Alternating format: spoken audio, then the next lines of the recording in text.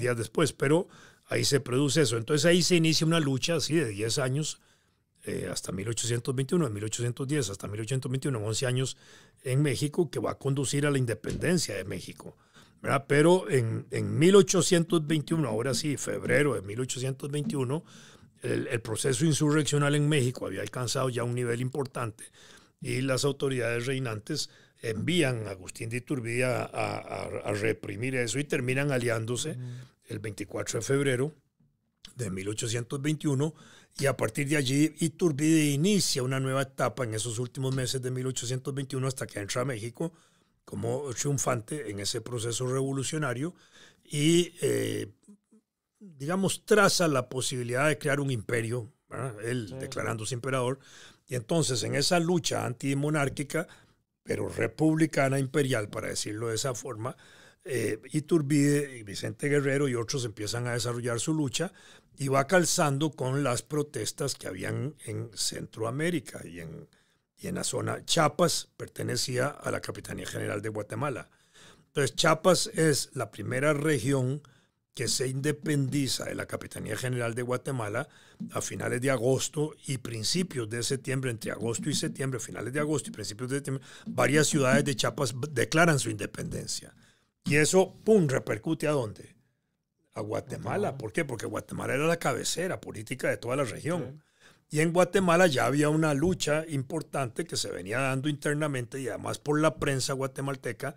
Desde finales del siglo XVIII se venían introduciendo valores liberales, valores de libre cambio, se conocían las teorías de Quesnay, de David Ricardo, etcétera, una gran cantidad de cosas así, y eso empieza a jugar. Y están los periódicos de la época que impulsaba José Cecilio del Valle y otros que también alimentan ideas independentistas, y en ese sentido se crea el ambiente para que, declarada la independencia de Chiapas, en sus pueblos fundamentales, que se adhiere al Imperio Mexicano, eso se comunica a Guatemala, y Guatemala, que ya era efervescente, con participación de la gente que estaba ahí ligada a los que estaban luchando eso, y las mujeres de ellos, que también juegan un papel importante, como Dolores Bedoya, que mueven gente durante el 13, 14 y 15, presionando a que el ayuntamiento del Palacio de los Generales, como se llamaba, de los capitanes, como donde se reunían las autoridades gobernantes, se pronunciara por la independencia, y terminan pronunciándose por la independencia ¿de quién?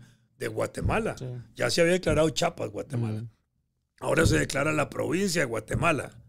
Primero la provincia de Chiapas, ahora la provincia de Guatemala, pero al declararse la provincia de Guatemala, que era la cabecera, ya estaba desmembrada por Chiapas, entonces comunican al resto de Centroamérica la decisión de Guatemala, indicándoles que cada país o cada región es libre de tomar la decisión que quieran.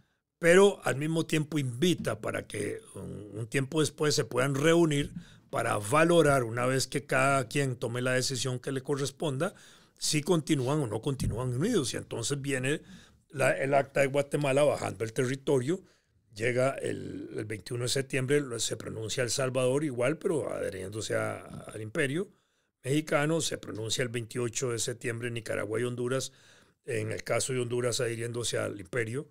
En el caso de Nicaragua, una declaración ahí absoluta, pero dudando, ¿verdad?, de que hubiera un proceso de independencia. Por eso es el Acta de los nublados. Eso es Nos como declaramos independientes hasta que se aclaren los nublados del Porque día. eso se cree normalmente que esa acta se asocia mucho con Costa Rica y con el tal. Se asocia, eso no es... sí se asocia, claro que sí. ¿Por qué?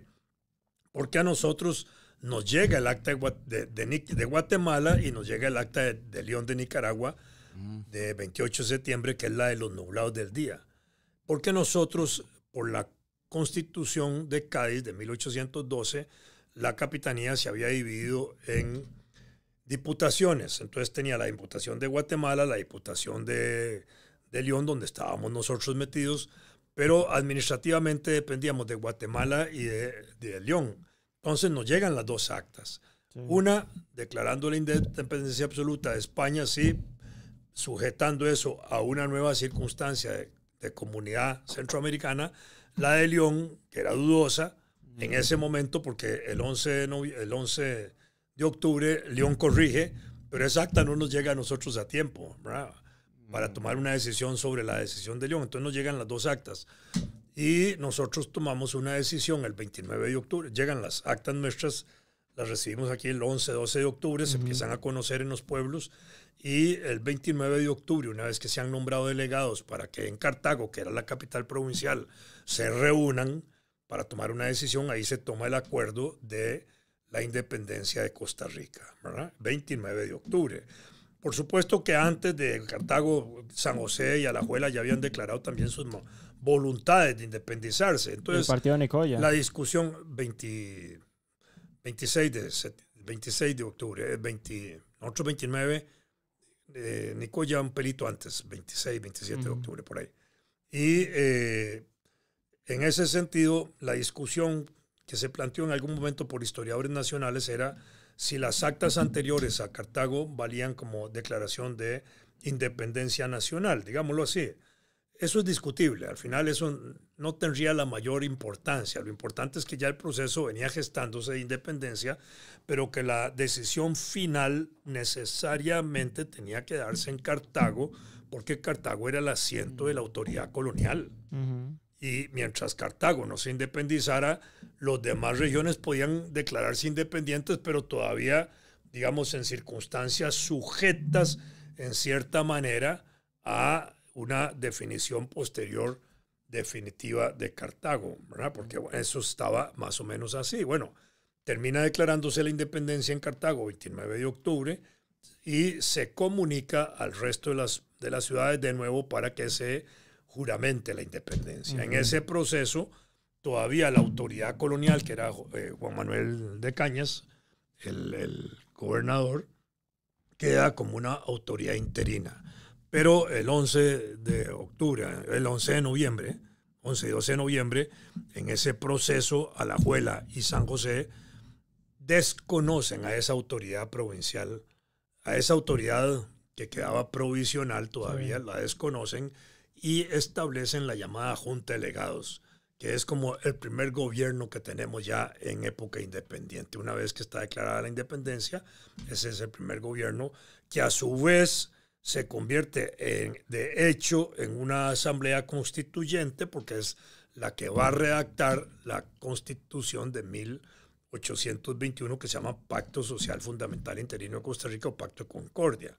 Entonces, ese primer gobierno termina impulsando la primera constitución, que tiene conceptos muy importantes como pacto social y pacto de concordia, que son elementos que desde el punto de vista de la filosofía política dicen que los que redactaron eso tenían que conocer de alguna manera el impacto de John Locke, de Thomas Hobbes, de Rousseau, de Bodino, de Montesquieu, todos esos grandes teóricos que ya venían cuestionando la autoridad monárquica y el reino y los reinos, y que desconocían las autoridades monárquicas como decisión divina y más bien afirmaban que el resultado de los gobiernos debía ser un resultado de representación política donde los ciudadanos se hacían representar en el gobernante.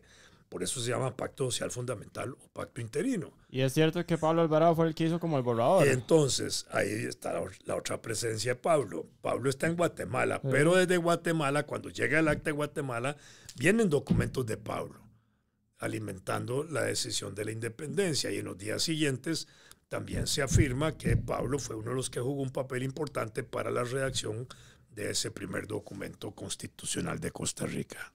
Sí, desde allá. Y ahí arranca el proceso. Ver sus sueños hecho realidad. Tiene que ser impresionante. Y ahí arranca ese proceso. ¿Cuánta gente, digamos, se emociona en eso? Hay que entender que en esa época, la Costa Rica de la época no era una Costa Rica de escuelas. Escuelas eran la escuela, la Casa de Enseñanza Santo Tomás, a la cual iba poca gente. Ahí estaba el bachiller Osejo, que sí juega un papel importante. Estaba Gregorio José Ramírez, que era un marinero, un navegante que iba cada ratito comerciante a Sudamérica, y él traía las ideas revolucionarias de Sudamérica, influía en eso. Y había una agitación aquí, ¿verdad?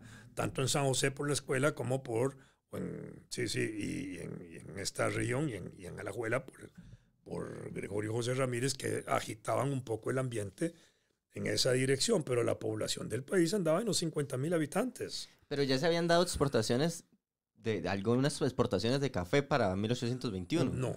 O todavía no habíamos, todavía seguíamos dependiendo económicamente de- completamente. de-